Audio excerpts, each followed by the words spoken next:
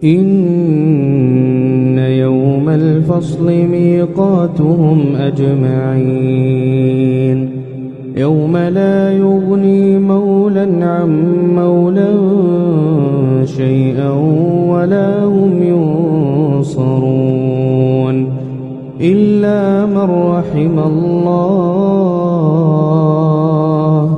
إنه هو العزيز الرحيم.